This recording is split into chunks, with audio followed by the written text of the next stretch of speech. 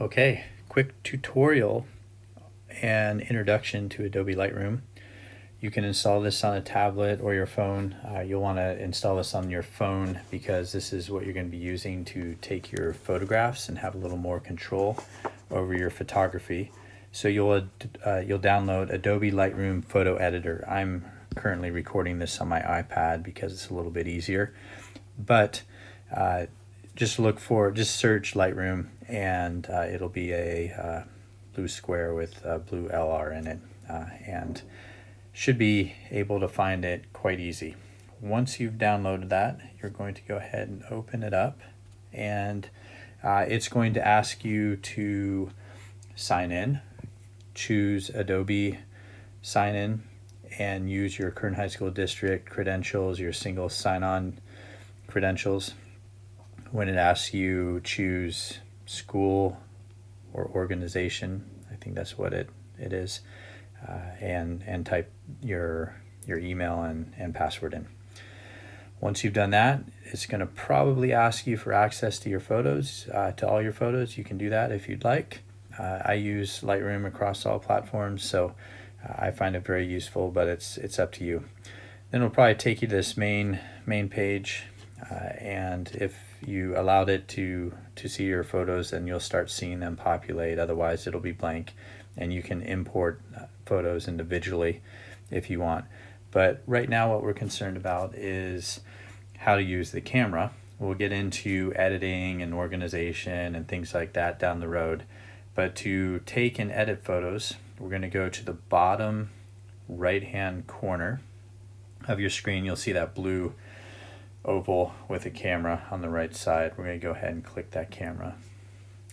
And throughout the process, you'll probably have little things pop up that will kind of help guide you on how to use this. We're going to go ahead and ignore those, but feel free to play around with those. There's a lot of learning features built into Adobe Lightroom. Initially, it's probably going to be on automatic here. And if you look around your screen, you'll see some different things. So we're going to start at the top and we'll work our way down. If you press the X, it's just going to take you back to the main page, main menu. Next to that, we have our flash. And on your phone, everything's obviously going to be a little more compressed because you're not going to be on quite as big of a screen. I typically turn my flash off. I don't want flash. It creates terrible photographs. Very, very seldom do I turn the flash on, and it's because I just need light to capture something. I'm not concerned about quality. I just want to capture something. So my recommendation is to have it off. This DNG in the middle, if your phone supports raw files, I would definitely choose DNG. It's going to be a better quality file. If it doesn't, it'll just automatically default to JPEG.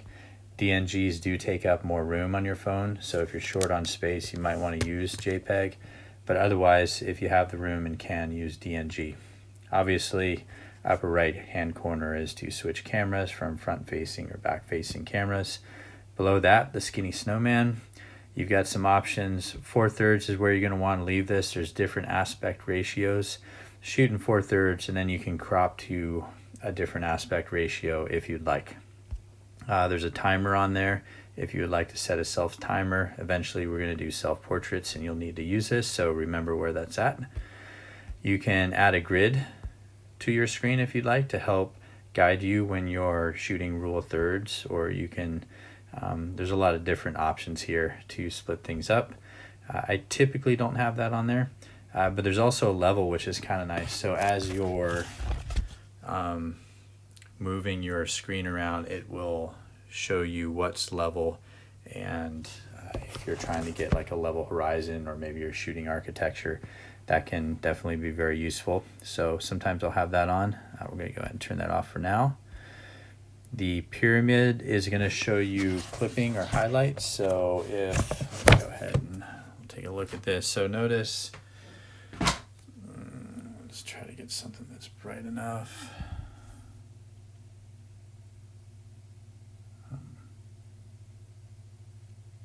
Want to show it. Oh, it's not doing it right now. What the heck? You will get, let's do this. Oh, there we go. Okay, so notice these zebra. Oh, it's because I'm in auto. I'm going to switch to professional, and then we're going to, okay, see these zebra lines right here? This is showing me that what we're looking at is overexposed. It's too bright. It's going to be bright white with no information there. All right, you can turn that off, but it's really, I like having this on, so when I'm taking a photo, I know right away that, oh wow, that's overexposed. And if it's important, I might want to change that and adjust my exposure so that it's properly exposed. So that's the pyramid. You can click on that there. I'm going to turn that off right now, and then you can click on the settings here, and you can adjust. You can have it have max screen brightness always, regardless, but that's going to reduce your battery quite quickly if you are out shooting a lot. You can save unprocessed original for HDR. That's not too important right now. Geotag photos is useful if you want to know where you took your photos. So do what you want with that. I usually have that on. Whoops, I don't want to do that right now, but you'll have to set and allow it to see your settings or whatever. All right, let's move down. As I said, you're probably going to be at auto, and that's just going to automatically do everything for you. And it does a good job, just like your phone. But the whole reason we're using this is to have these other controls. So we're going to click on auto and choose professional. And if you notice above the shutter button, you have a lot of options here. These options are going to give you options to control. And actually, I'm going to go ahead and turn my highlights back on. My clipping highlights, there we go. I can adjust my exposure.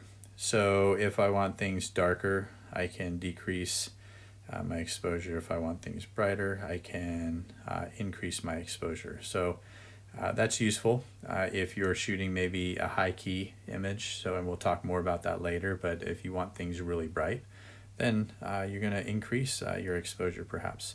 Or if you want things darker, you can do that. And anytime you have something set, if you want to just go back to the default, just double tap it.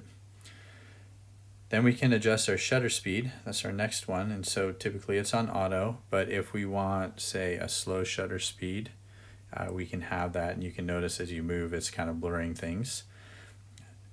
If I want a faster shutter speed, I'm shooting some action, I'm going to want a really fast shutter speed. But obviously in here right now, there's not enough light. But if I go up to the windows here, that would be enough light, and you're going to have a lot faster shutter speed for your image. Let's reset that. You can also adjust your ISO. So we talked about at the beginning of the year, the sensitivity.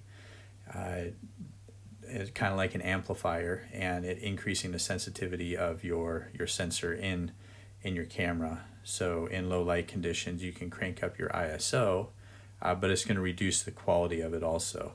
So you want to shoot for the lowest ISO as possible. Typically, I'm usually leaving this on auto.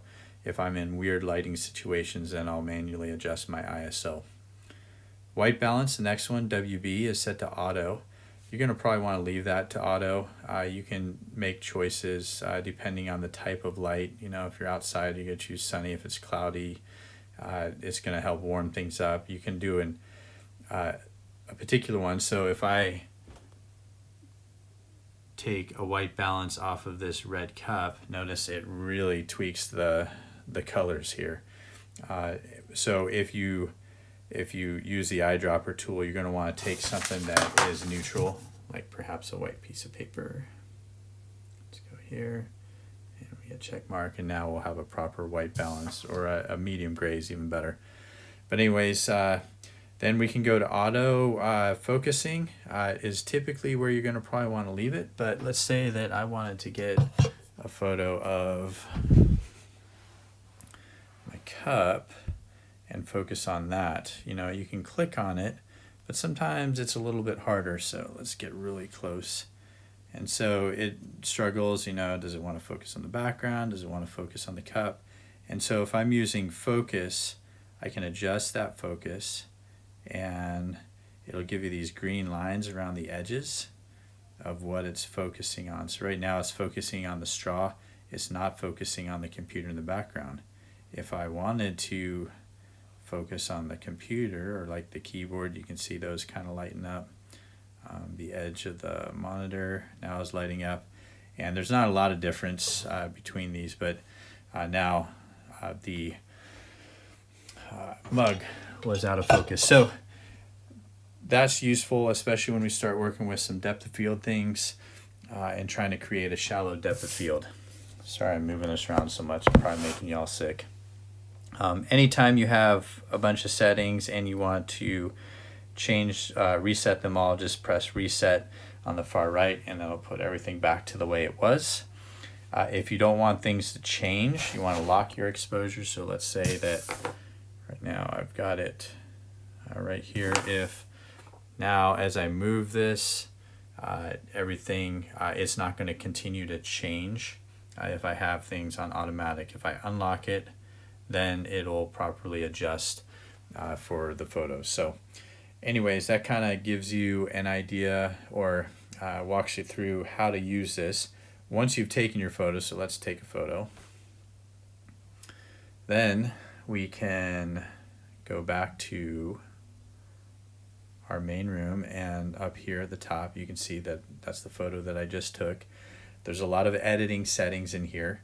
Again, we're going to hold off on that. I'll talk about that later, but to export this, you're going to click the little square with the arrow in the upper right, and there's a lot of options. You can export it to your camera roll, you can export it to files, you can share it to a certain location. So if I click on share to, it's going to take a minute to render it, then it's going to give me all of these options here. And so I could text it to someone, I can share it to any of these apps. So for instance, probably where you're going to really want to be sharing is either your Google Drive or to Canvas isn't showing up. I probably have to click these three dots for more, and should have Canvas somewhere around here.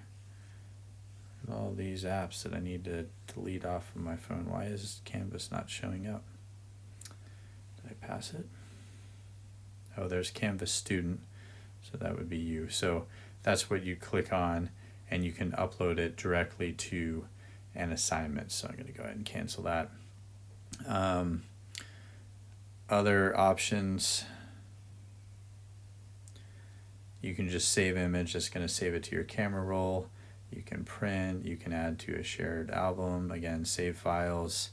And in edit actions, you might be able to add Canvas in there. I don't know if it shows up, maybe not. But you have other options and can kind of organize that, at least on an Apple iPhone. For Android, I'm sure there's similar options, but I don't have one to show you exactly what to do. So that's the way that you're going to get your photos from your phone to somewhere else. So again, I would highly recommend saving everything to cloud storage so that it resides somewhere else besides your phone in case your phone gets broken, it gets lost, stolen, etc. And then also you can import directly into Canvas as well. So I hope this helps. If you have any questions, let me know.